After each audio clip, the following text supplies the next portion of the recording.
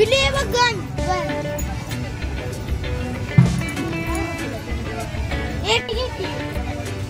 काय पाहिजे पिल्लू तुला?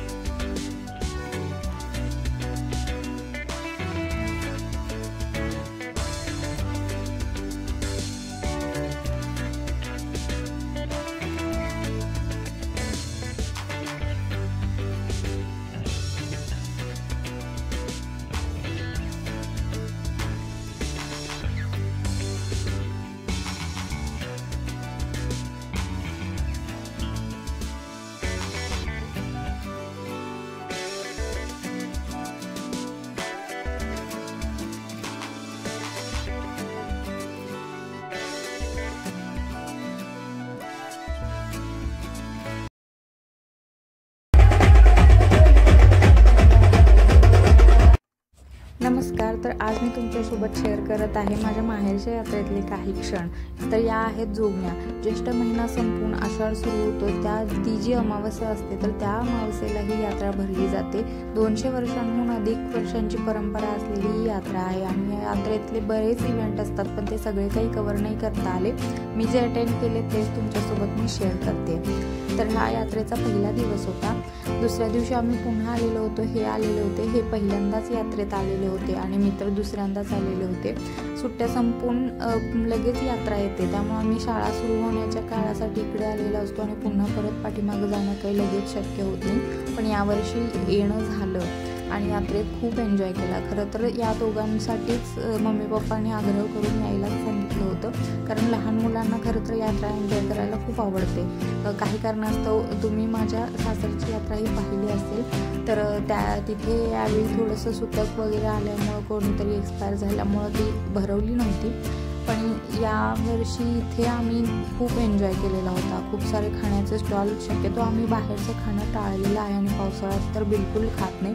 पण ध्रुवला त्याची आवडती खेळणी जी होती ती काही मिळाली नव्हती, त्यामुळे तो रुसला होता, ती आलीच नव्हती यात्रेमध्ये। तर त्यामुळे आम्ही थोडंसं त्याच्यासाठी खाऊ घेतलेला होता आणि ध्रुवला खरं तर खाताना शूट केलेलं अजिबात आवडत नाही, तरी पण मी थोडंसं शूट केलेलं होतं, कारण या लाईफ टाईम मेमोरीज राहतात यात्रेत। हे आता दरवर्षी मोठी होत जातील ना मुलं, पुढच्या वर्षी हे क्षण नसेल आणि किंबहुना पहिला आत्ताचा जो क्षण आहे तो पुढे एन्जॉय करताच येत नाही। हा क्षण एक निसटूनच जातात। सो मी या व्हिडिओजद्वारे हे क्षण जे असतात चांगले आपल्या आयुष्यातले ते असं कॅप्चर करून ठेवण्याचा प्रयत्न करते। हाच माझा प्रयत्न आहे या मुलांसाठी। जेव्हा हीच मुलं मोठी होऊन हे व्हिडिओ बघतील त्यावेळी तेही एन्जॉयच करतील। आणि अशा प्रकारे आम्ही यात्रेचा दुसरा दिवस शॉपिंग करून निघालेलो होतो आणि हे आमच्या गावचं आहे तळं।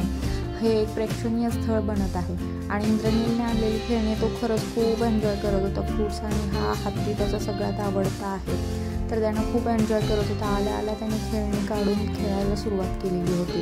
लहान मुलांना हे यातच तर मजा वाटते आणि खरं तर म्हणजे त्यांच्यासोबत फिरायला आपल्याला पण मजा येते।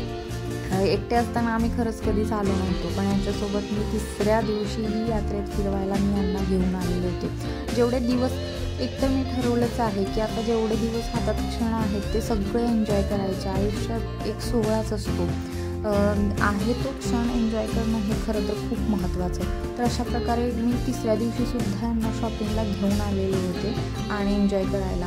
आणि मी इथून किचन घेतलेलं होतं एक, बाकी काही शॉपिंग नाही केली, शॉपिंग झालेलीच होती। आईस्क्रीम खाल्लं या दोघांच्या आवडीचं आणि नंतर तितक्यात पाऊस सुरू झाला म्हणून आम्ही इथेच बसून थांबलेलो होतो। तर आणि थोड्या वेळाने पाऊस उघडल्यानंतर आम्ही इकडे तळं जे आहे मगाशी मी तुम्हाला दाखवलं, इथे बोटिंग पॉईंट यावर्षीच सुरू झालेला आहे आणि आमच्या म्हणजे गावामध्ये एक इंग्लिश मीडियम स्कूल आणि कम हॉस्टेलही आहे, तर त्या मुलांना इथे बोटिंगसाठी आणलेलं होतं. तर मी तर पाठीमागूनच पाहिलं, कारण तो लोणावळ्याचा जो किस्सा अजून नजरेसमोर होता, त्यामुळे थोडीशी पाण्याची भीतीच बसलेली आहे. लगेच काही मी पाण्यामध्ये मुलांना खूप इच्छा होती बोटिंग करण्याची, पण माझं काही धाडस झालं नाही.